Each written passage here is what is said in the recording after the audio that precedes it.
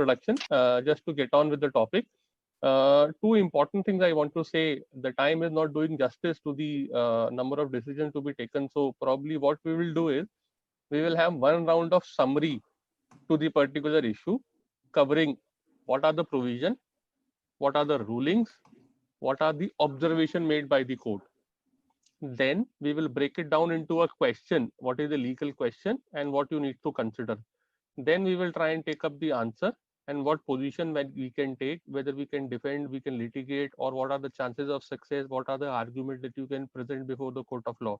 That's how I propose, instead of discussing decision which would have been repeated by so many people earlier in the webinar, which you would have already heard. I don't want to have the same kind of dialogue all over again. So what I'll do is we will take 5 or 6 issues. We will do a run up to a particular issue. My colleague Gagan will run through the entire legislative background to it and why we are discussing this issue.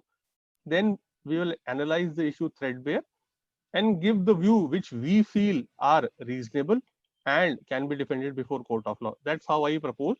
We'll take first issue, which is the boiling controversy in the case of services by club to its member, whether it is taxable or not in the GST regime.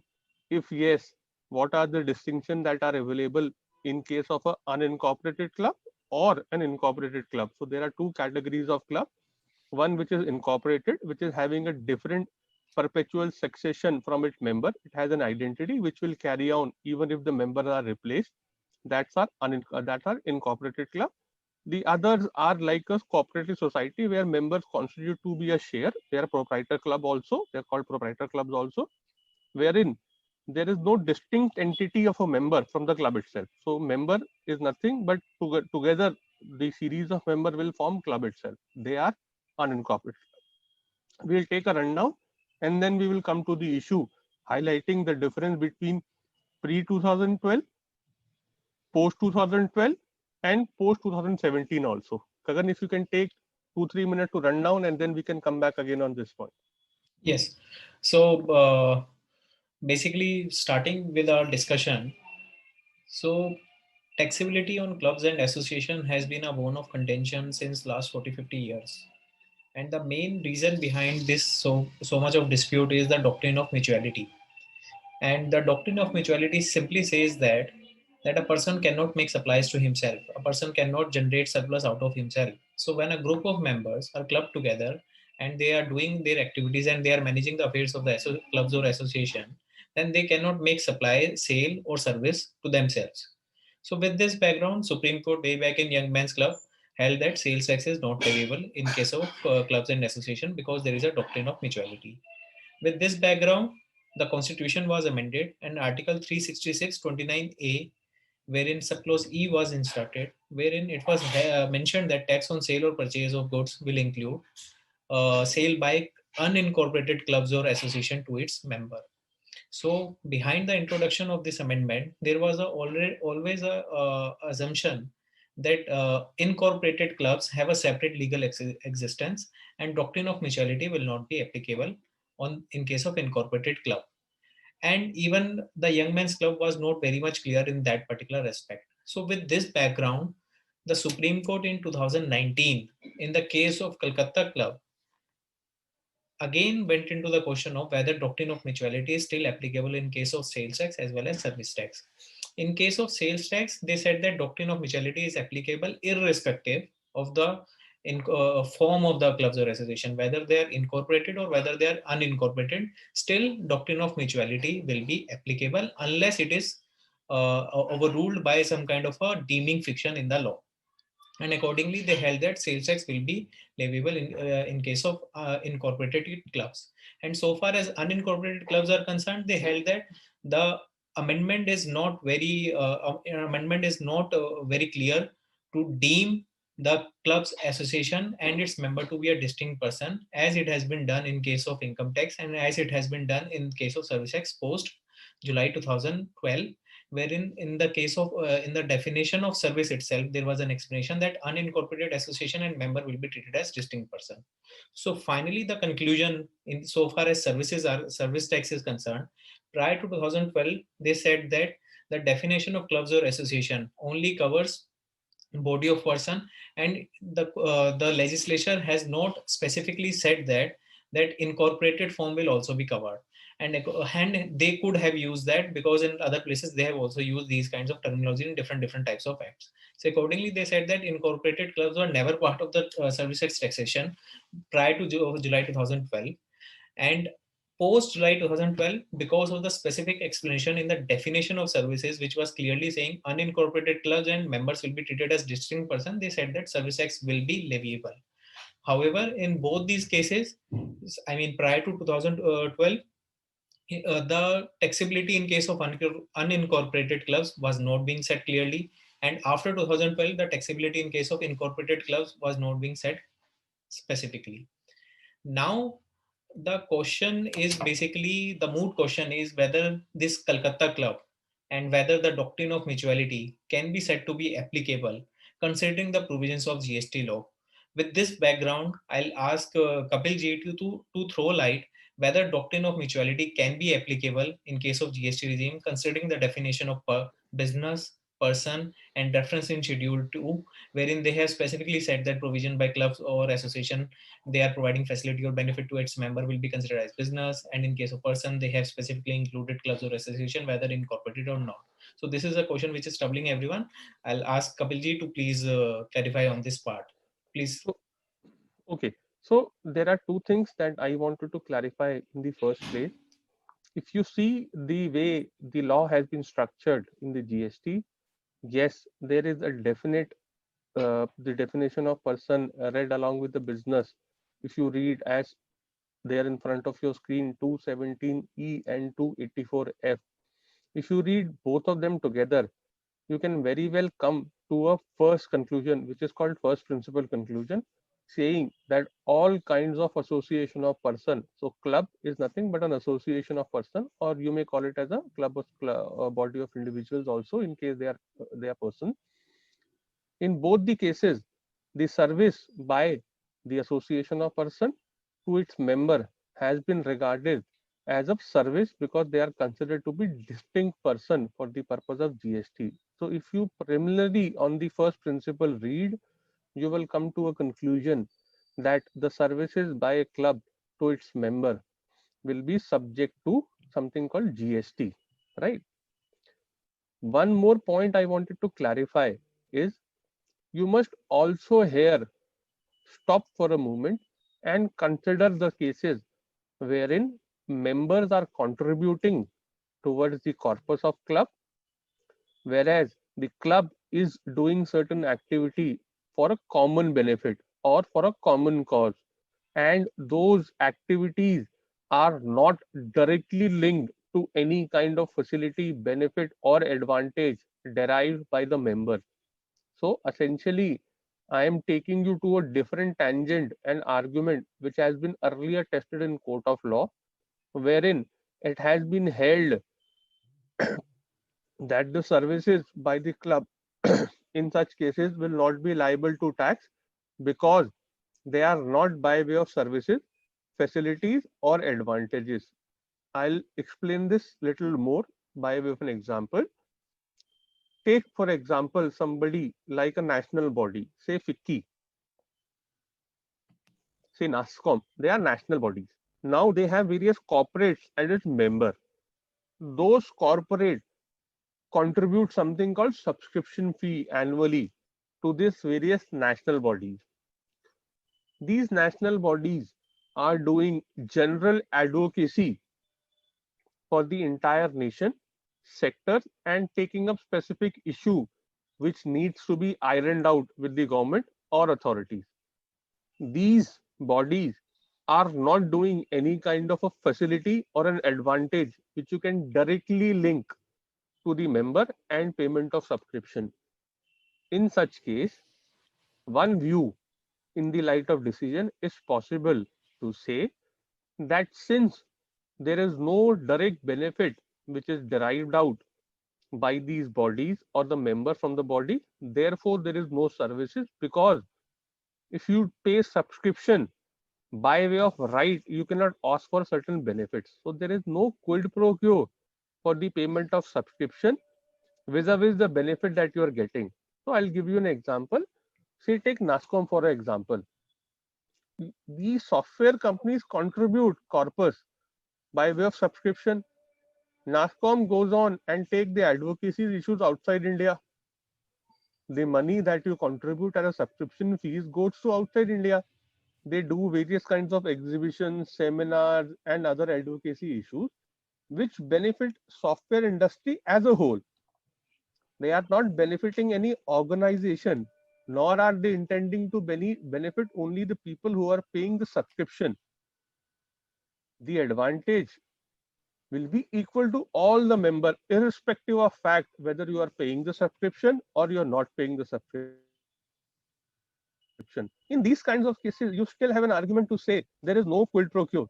So, irrespective of this definition, Calcutta Club, so on so forth, you still stand on a sound ground to say that the subscription cannot be made leviable to GST merely because they are two distinct persons. That's the point I wanted to clarify well within we get into the discussion. Now, answering what Gagan has asked me a specific question, how does this apply?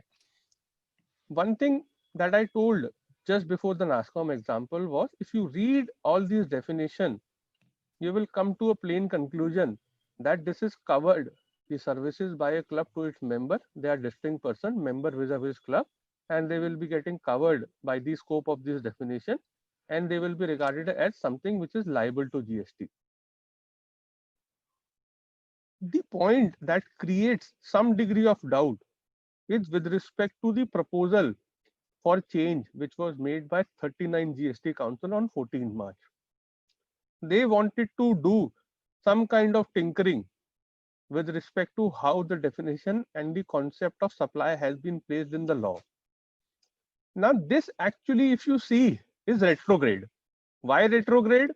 Because you are actually something which is getting covered by provision you are trying to propose in the future law to be amended from a prospective date. This now opens up the elbow room with respect to the people who are trying to look for a possible argument to defend the position. These kinds of action from the authorities or a council meeting gives you some kind of support or ray of hope, I would call it, to go back and then say that your ministry itself is proposing to levy tax from a particular date, which means that they were clarifying that prior to the date the services were not taxable. Therefore, they are trying to cap, which was the earlier leakage. This gives you an additional sense of argument. The other arguments which are there are already there, but this gives you an additional argument to go back and then say that this is something which the intention of registration was always there. So I'll divide my answer. If you go legally, the club, whether incorporated or not, if you read the provision strictly, I don't see much of a hope that you can hang on to the argument to say there is no services and they are considered to be same person and they are not distinct person. That argument I think is very fancy argument and you don't stand much of chance before a court of law to defend that. The other argument definitely is there, which I said for a quid pro quo point. And secondly, this particular 39 GST Council meeting amendment, which they have proposed in the agenda note, definitely comes to your rescue to say people who want to litigate can definitely come up and take this argument. With this, Okay. I feel this is the major part of it. I think there are finer nuances which we can take on, but they will elaborate it further. No specific major point to be given on this point further. Okay, sir. Okay. So, after a very lengthy discussion on GST on clubs and association, so now moving on to another hot area. I mean, it is a very disputed area that whether ITC is eligible on which all items. So, covering the relevant provision, there is section 17(5)(c) and D of the CGST Act, which says that notwithstanding anything contained in section 16 and 18, input tax credit will not be available if works from tax services are used, if works from tax services are received for supply for construction of immobile property, or goods or services are received for construction of immobile property, except when you are making further supply of works from tax. However, this restriction is not applicable except plant and or machinery. If we see minutely the words of section 17(5)(c), the words which has been used is plant and machinery, and in case of section 17(5)(d), the words which are being used is plant or machinery.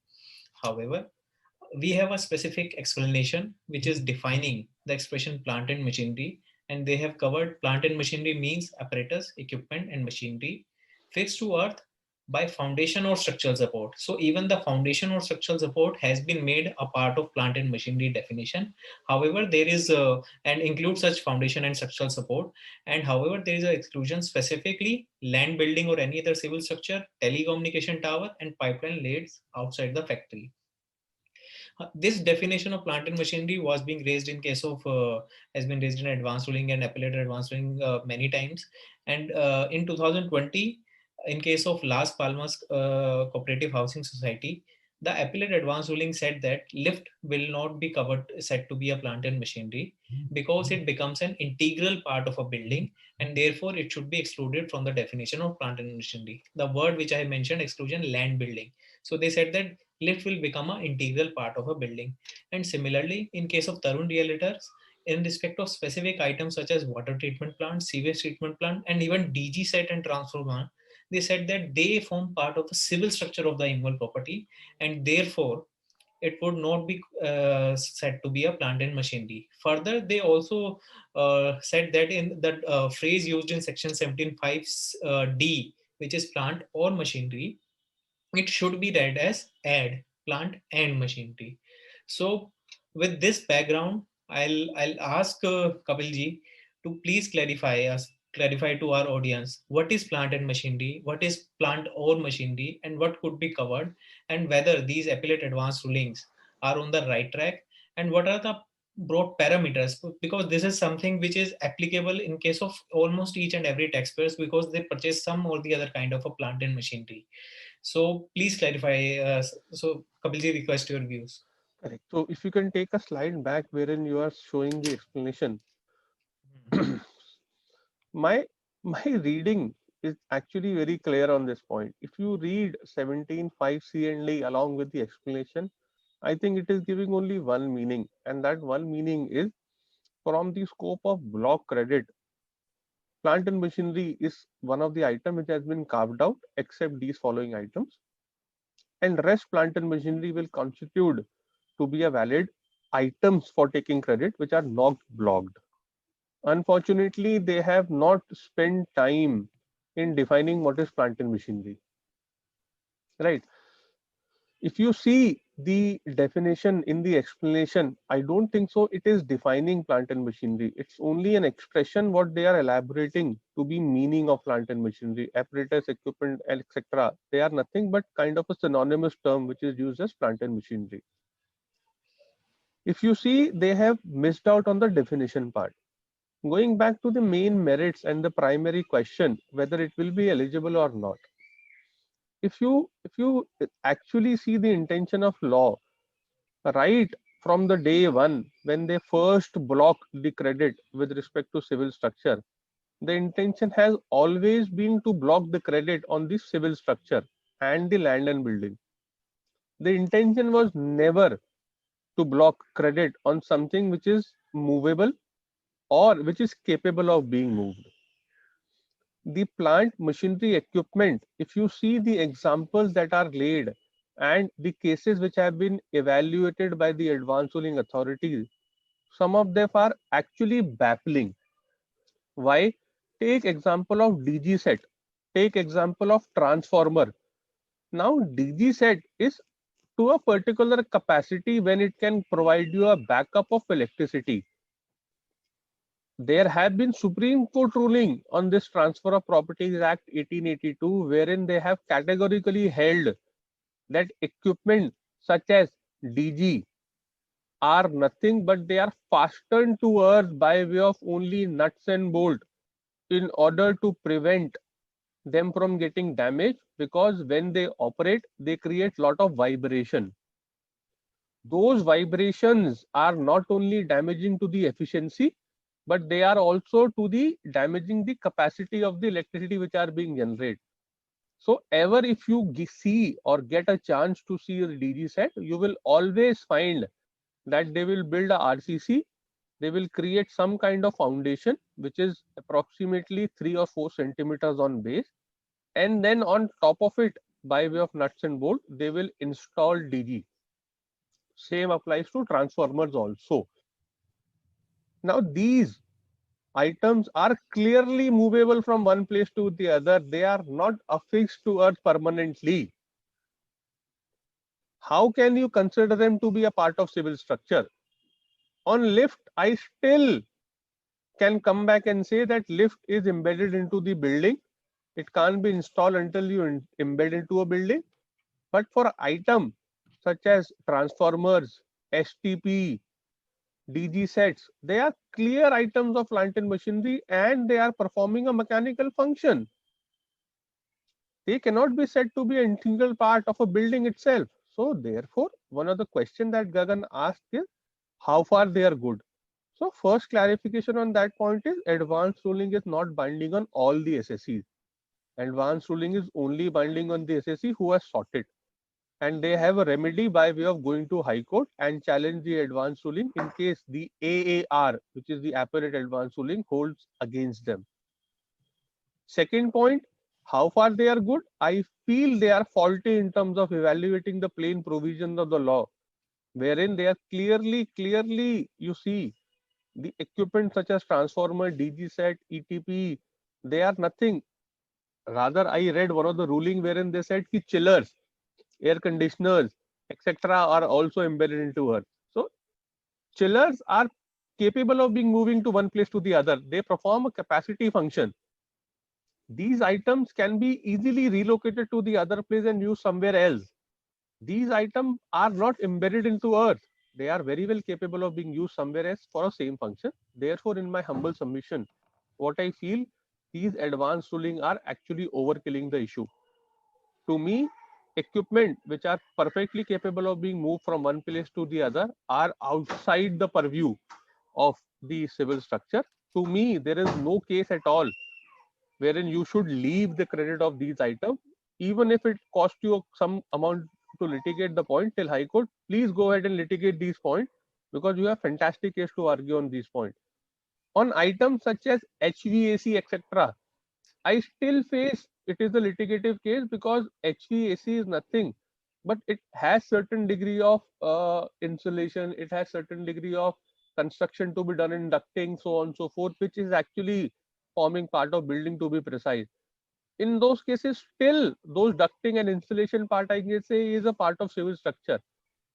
But the chiller and the other outward vent are still plant and machinery because they are capable of being moved. So what I want to say here is I want to create a class within the plant and machinery, one which is capable of being moved from one place to the other. I see absolutely no doubt in your mind, and there should be no doubt in your mind that you should take credit of them and mitigate that point. For certain items wherein, say, lift, etc., according to me, my clear view is lift also is plant and machinery, no matter it is fixed to earth for performing function. By nature it is, but it still qualifies to be a plant and machinery. It can still be moved to the other location and used for a similar function. However, in certain items, there is a degree of grayness which can be tested in court of law. But by and large, if you evaluate these items, to my mind, they are not blocked by 17.5 C&D. They are clearly excluded from the block credit, therefore eligible to be taken as a credit. That's what my reading is today. Okay, perfect.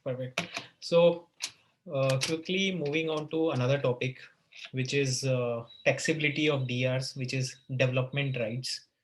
So development rights is something which is being argued before various courts that whether it is taxable or not since Service Tax regime.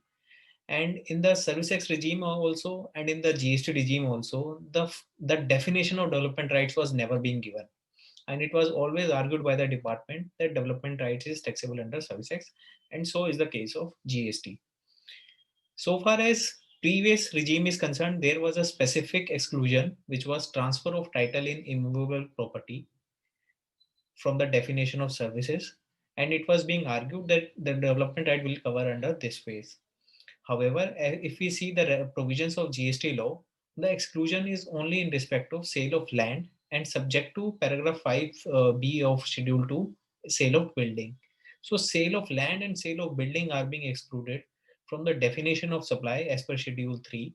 So my question to Kapilji is, what is development right and whether it is taxable under GST or not. And considering the decision by SESTAT in case of DLF, wherein in the previous regime they have said that in the definition of service, the development right will be excluded because it says transfer of title in immovable property, and it will cover development rights because it is benefit arising out of land. So how far the previous judgments could be used under GST, and whether even in the previous regime development rights was excluded or included? Firstly, what is development rights? Very interesting. Because we are confused. Nobody knows what is development, right? Actually, if you ask me very clearly, so I'll just try and sort it out for you in terms of breaking it down to best of my knowledge so that you can be enriched to that extent. So the development right is actually a concept which has not been very well defined in terms of GST or service tax. You need to read a lot of jurisprudence which has been developed in India and outside India. Outside India, if you need to refer, there is something called profite prendere, which is a term which is actually meaning of a benefit or a benefit or advantage which is derived over a parcel of land or rights you own over that. And then on that principle, the development right has been developed into India. One specific point, development right is a different concept. Don't get confused with something called transferable development right. So there is a concept of TDR, which is transferable development right. Transferable development right is nothing but kind of a permission or an advantage that governments give you for doing a development over a particular parcel of land. So transfer of development right is like a script, like an export script, wherein government permits you to do certain development over in excess of a particular permission. That is by way of certain other things. So that is transferable from one person to other. It is more like a script. So don't confuse with TDR. This concept is very well prevalent in places like Bombay and other places. In North, it is still getting up to a certain stages. It is there, developing fast. But don't get confused with transferable development right with development right. So I'll come back to development right again. Development right as a concept means that over a piece of land, what are substantial rights that you own? It includes a right starting from the place when you take right over the piece of land by way of a possession. Then you can do the activity of development, exploitation of that land. You have a right to mortgage that land, which is the financial right which you can take. You have right to lease off or dispose of that land in behalf of other person. So there is no fixed definition of concept of development right. It is a bundle of rights which are arising over a piece of land. So I'll give you an example. The right to mortgage a land against a particular finance which you want to raise is one of the right which is emerging out of land. Similarly, right to lease is also one of the right which is associated to the right of land. Similarly, right to develop, construct is another right which you have a piece of land. So there are three different examples that I've given. These all three are rights which are arising out of land and title holder who is holding that land. He can transfer these rights to other person, he can transfer to the same person, or he can transfer to the other person. So in case these three rights along with the other ancillary right together, if you form them, that is right to take possession, do development, exploitation, mortgage, leasing and other forms of disposal. If all these rights are associated, are taken over a parcel of land, they are commonly referred to as a development right.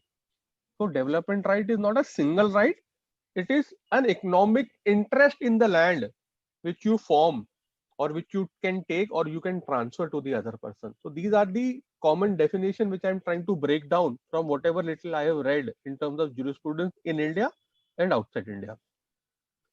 Coming back to the main point before we get too deep down into the concept, if you see the clear distinction in the GST regime and pre-GST regime, you can clearly find out starking difference in terms of the way law has been worded.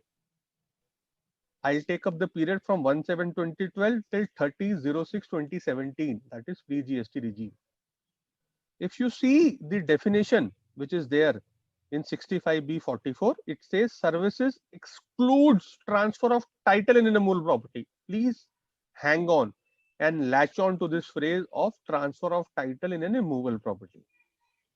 They are using transfer of title in an immovable property. So therefore, even if you transfer one of the right or title in the immovable property, it will still hit by the definition or the exclusion. Development right has been held to be a right in an immovable property by Supreme Court in respect of immovable property in various decisions. So if you apply that logic here, development right is one of the right in an immovable property. If you transfer development rights in an immovable property, it is hit by the exclusion. If you can apply that logic, you can give a plain meaning that even transfer of development right is one of the right in immovable property services. If I do a transfer of that immovable property, that is transfer of that right in an immovable property, it will still be hit by the definition and still be covered by the exclusion from the definition of services. Therefore, you cannot tax me under that part. That is an argument which is 100% possible. And if you see the decision of Chandigarh Tribunal in respect of DLF, which Gagan was earlier referring, is absolutely bang on this point that the profiteer prendere or development right is nothing, is one right in immovable property services. If you are transferring the title by way of a stamped agreement on which stamp duty has been paid, it will be considered to be hit by the exclusion. That is a precise point. Now, coming to the second concept, which is post GST regime. If you come into the post GST regime, you will clearly find out a distinction. The word used in GST regime, if you see, is sale of land or sale of building. They have not used the term transfer of title by way of sale of land or sale of building. They have used a clear word, sale of land or sale of building. Development right is not a sale of land because you don't transfer all the right in the land in favor of the other person. You cannot say development right is sale of building also, because if it is a barren land, it is not a building. If you read the definition in Schedule 3 and along with the phrase, you would clearly find out they have consciously used different term in GST regime, wherein they have held that sale of land is the only thing which will be excluded from the scope of service in the GST regime. When I say sale of land, it means the person who is the legal owner of the title extinguishes all its right over a parcel of land and extinguishes all the right over a parcel of building, then you are covered by Schedule 3. If you are doing partial transfer of development right or a full transfer of development right by retaining the ownership of the land, which is the title of the land, I will not cover you by Schedule 3. That's my plain reading. And I think if you read the jurisprudence that has been developed in terms of notification and clarification issued by department, you will also come back to the same view that they have used this differential intention by way of a specific meaning also.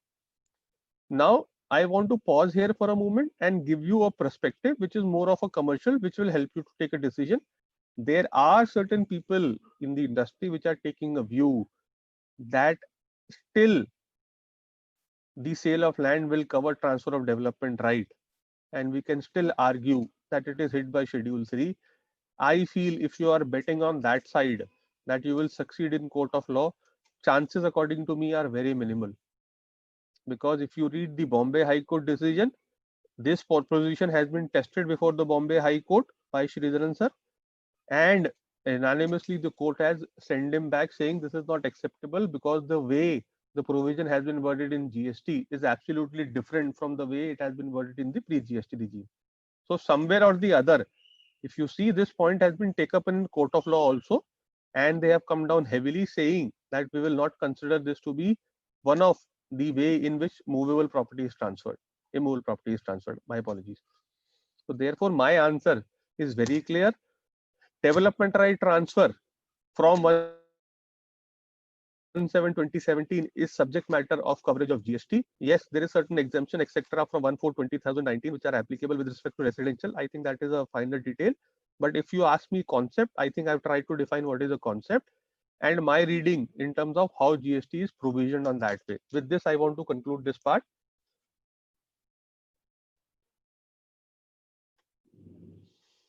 Gagan, you are on mute.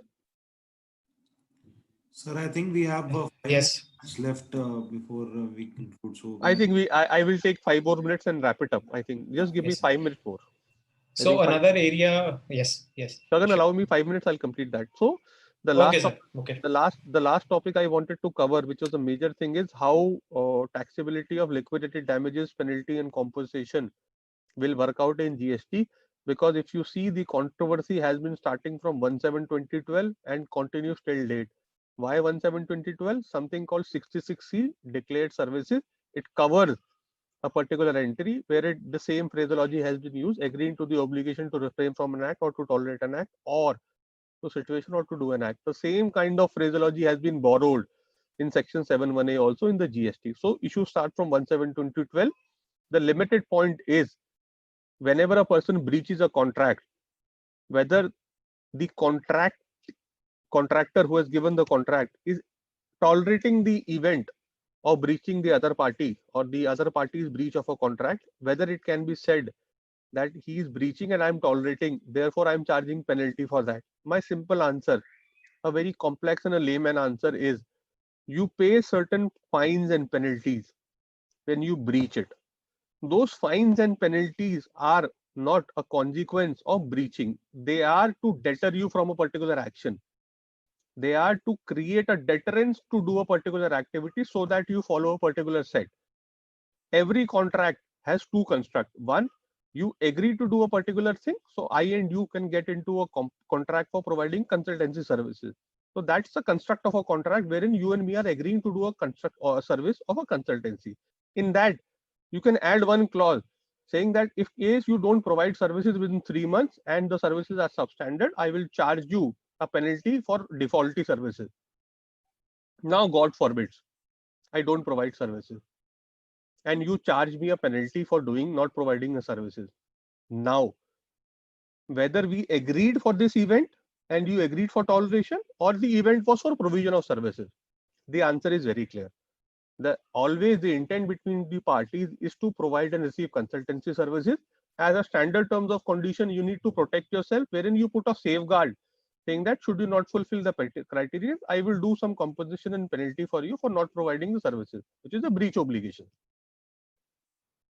I'll give you an example, another example, and then wrap it up. So today, Motor Vehicle Act has certain deterrents. Say you jump the red light, you overspeed, they will charge you a penalty.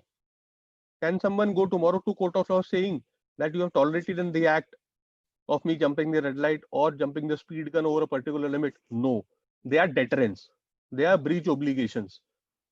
So you need to distinguish. My answer and all the ruling which has been coming in India of lately, if you see South Eastern Coal, LLT, GET, ND, which is High Court also, they are coming on a same principle. They say that you need to get into the understanding whether the party is agreeing to do a particular act or it is only by way of a deterrence. If it is only a breach obligation, which is deterrence, then I will regard this to be a damages. It is not a services. It is not something which you have agreed. Therefore, it will not be hit by that clause. This is the broad construct. So I'll conclude in simple terms. If Kapil sir, just I want you to actually touch upon based upon the judgment by ECJ in case of Vodafone and okay, how so far it can be made applicable in India in GST. okay, so I'll just close this up by, this is a recent judgment in the case of Vodafone Portugal. It has come down in the lockdown period only. I think the construct is that the operator, which is Vodafone, is using the sites. So these sites are tower sites actually, which are used to relay the signal. It is very much operational in India also. So there are operators which operate these sites. A telecom operator which hires these sites for their infrastructure. Now the telecom operator is not willing to have a particular site. He does not want to use this site, so he forecloses that site. He says ki iska operation band kar do, give me some other place wherein I can do the operation. So this is kind of a dynamic thing which keeps on going every now and then. So they will close this site, they will open up a new site. The question is, just because you are leaving a site before a pre-agreed period, can this be said to be a particular event of tolerating an act? The answer given by ECJ was yes, it is. There are two reasons for this answer. If you read the interesting judgment, according to me, the one set is the European Court of Justice is not having a similar clause as there in case of India. So if you see the construct of the European Court of Justice, which is the economic directive, is a bit different, wherein they are not having a concept of deeming fiction, wherein they borrow these kinds of activities. That's the agenda number one. Secondly, if you see the construction also of these termination agreement, you will find out a very clear meaning that the parties say, the economic operator, which is the owning the telecom site, says, I am setting up this site for a period of 5 years for you on your representation. In case you don't avail the services for 5 years, I will charge you the service consideration for the balance period also, because I have set up this site for you only. So therefore, it is kind of a lock-in period wherein you give in a rental to the other person saying 1 year lock-in hai, and you exit as 6 months. The other person has given you a 6-month window also. So construct-wise, the agreement is also different. Therefore, you can't borrow the decision of ECJ directly to the India and say it will apply to all the termination clauses. That's how I wanted to terminate. That's where you draw the difference between these two decisions. Thank you, sir. Thank you.